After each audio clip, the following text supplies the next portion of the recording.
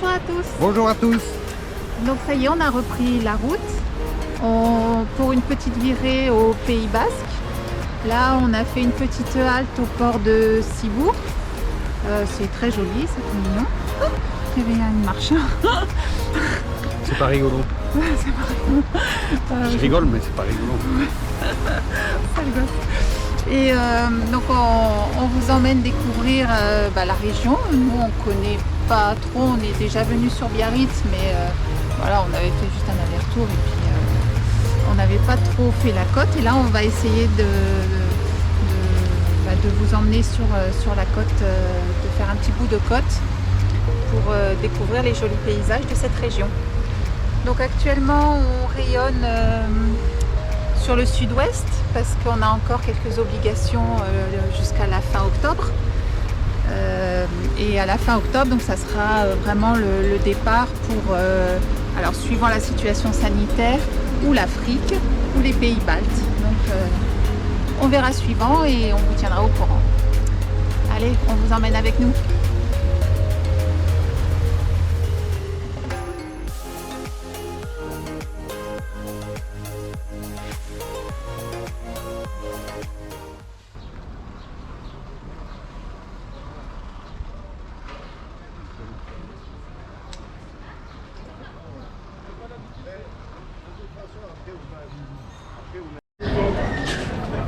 Donc cette jolie maison située à Cibourg aurait hébergé le roi Louis XIV en 1660 pendant quelques jours.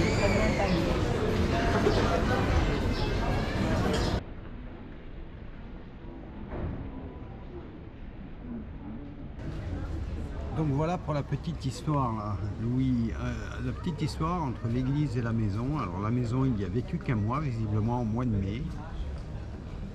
Et il s'est marié le 9 juin. Alors en fait, je pense que cette maison, elle a servi, là, ils ont dû convoler en juste noces avec l'infante Marie-Thérèse.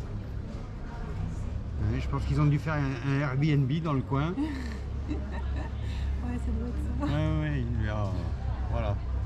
Il a dû lui apprendre les choses de la vie dans cette baraque. Enfin, moi je l'explique comme ça. Et je sais pas si vous avez une autre explication. C'est une libre interprétation. Oui, carrément.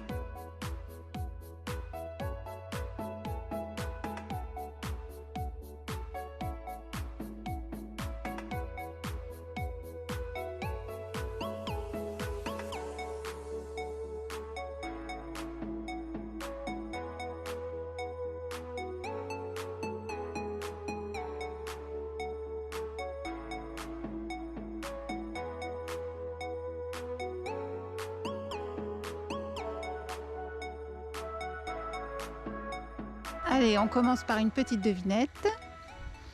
Donc, devinez dans quel village de l'arrière-Pays Basque nous sommes. Petit indice.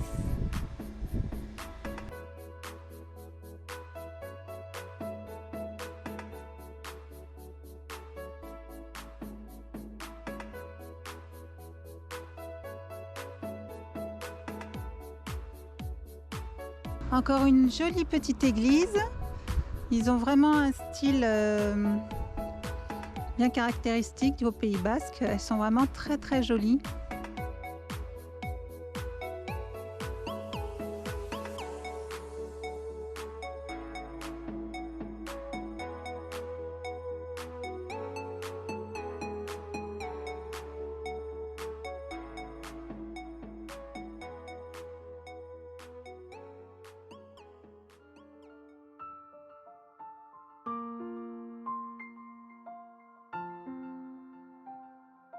Au détour d'une rue, bah voilà, elle est mignonne cette petite église. Je trouve qu'elle a un petit cachet un petit peu particulier.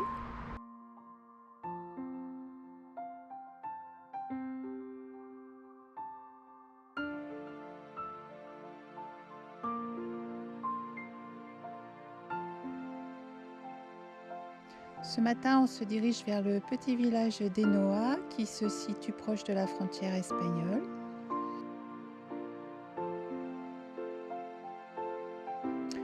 On prend des petites routes pour y aller parce qu'on trouve que c'est plus sympa.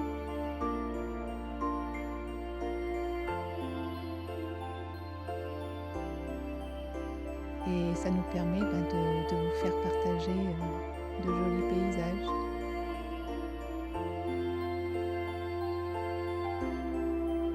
Les paysages sont vraiment splendides ici.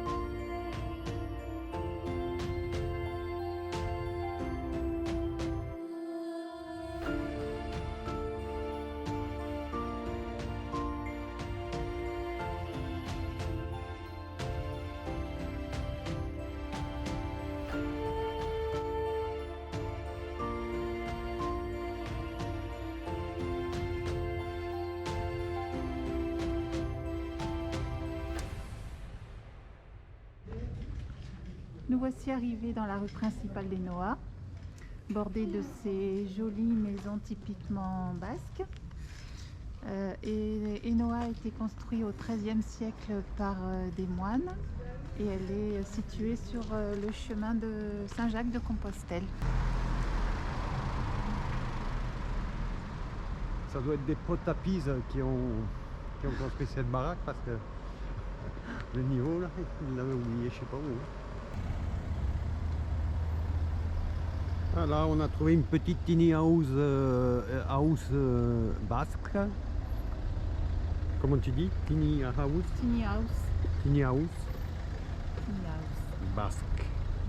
Mais elle est toute mignonne. On dirait une maison de poupée.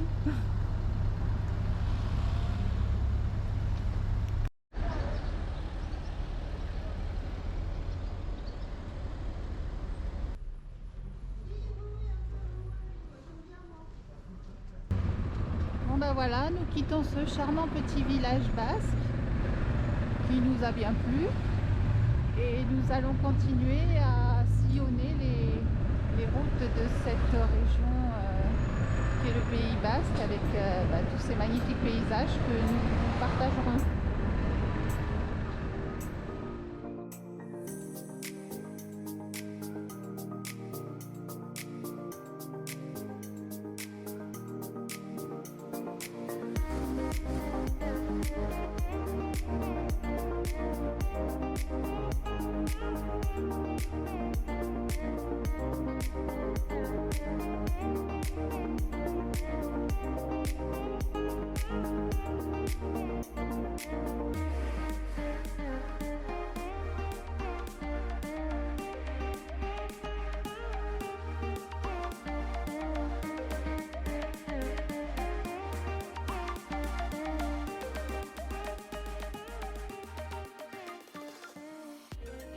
Nous avons fait une petite pause dans le village de Sar, une petite pause fraîcheur, voilà, sur ce joli petit cours d'eau, avec ce petit pont en pierre magnifique. C'était la petite pause fraîcheur du jour.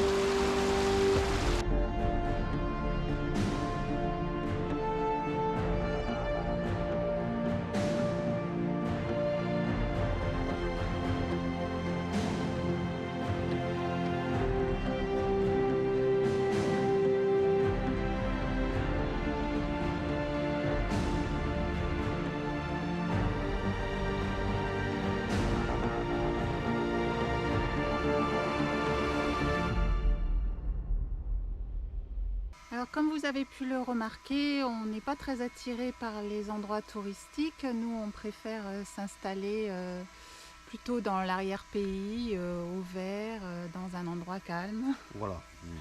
Nous, les plages bondées, tous ces endroits archi connus qui dégueulent de touristes, c'est pas du tout notre truc.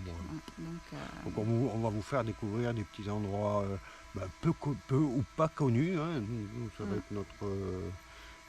Je pense que ça va être notre marque de fabrique entre guillemets tout au long de nos périples, des virées d'Hector. Voilà, ouais.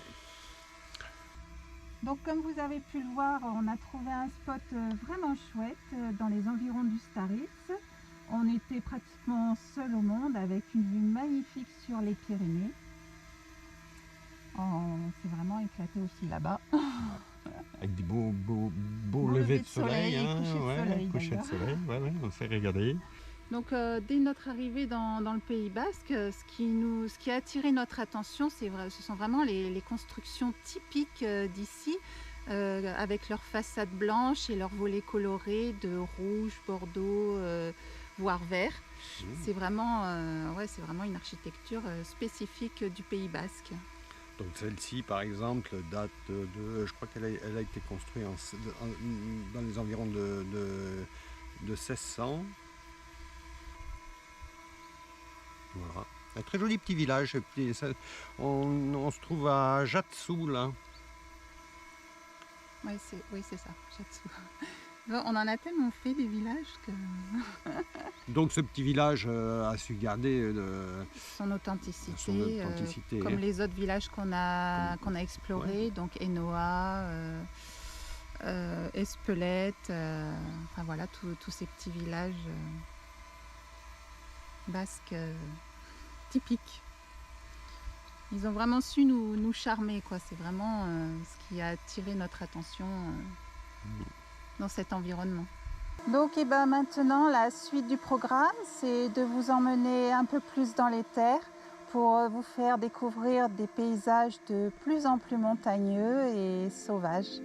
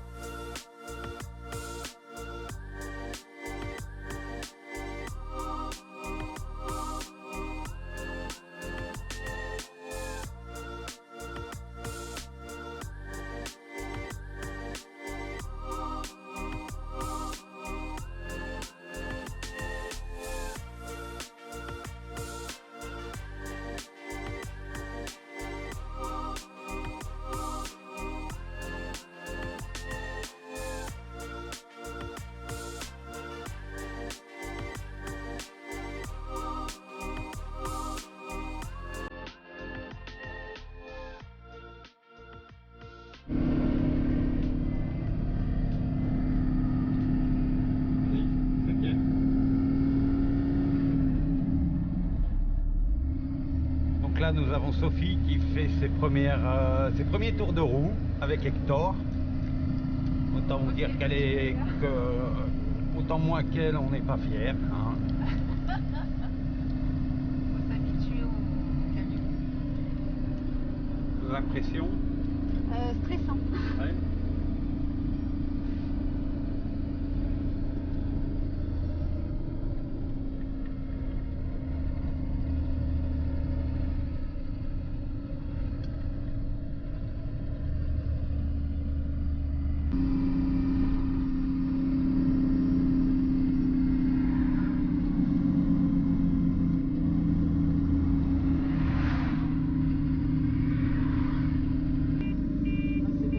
Allez, vas-y.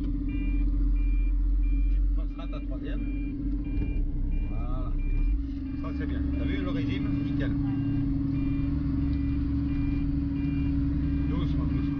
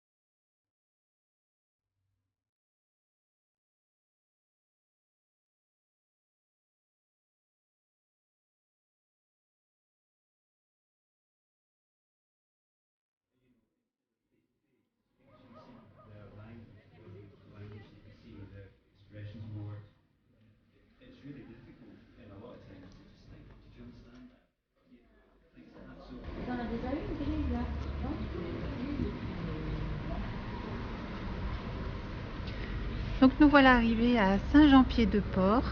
C'est un joli petit village médiéval qui a gardé vraiment tout son cachet. Là on vient de passer la 4e porte. Il y a 4 portes qui entourent ce village et avec son cours d'eau qui passe au milieu.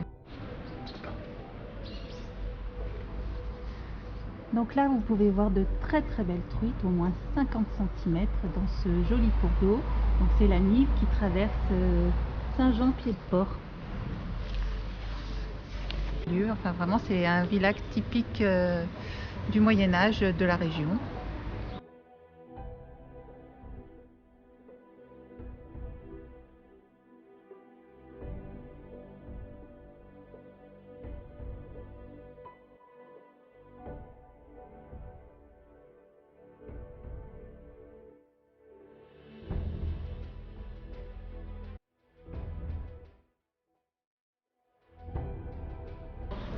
Donc c'est peut-être notre ultime étape parce qu'en fait le temps n'est plus avec nous.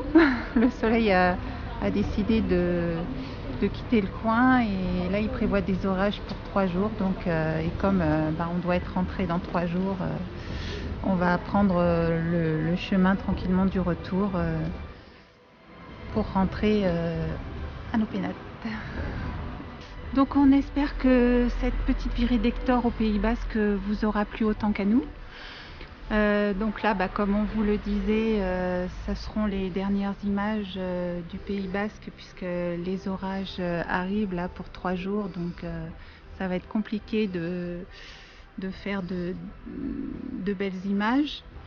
Et on tenait aussi à remercier Philippe qui nous a fait découvrir quelques belles pépites dans le Pays Basque et grâce à qui on a pu vous offrir de belles images et de beaux panoramas. Si nos aventures vous plaisent et que vous voulez continuer à suivre la virée d'Hector, n'hésitez pas à vous abonner, à activer la petite cloche, comme ça vous serez au courant de toutes les nouvelles sorties de nos vidéos. À bientôt. À bientôt.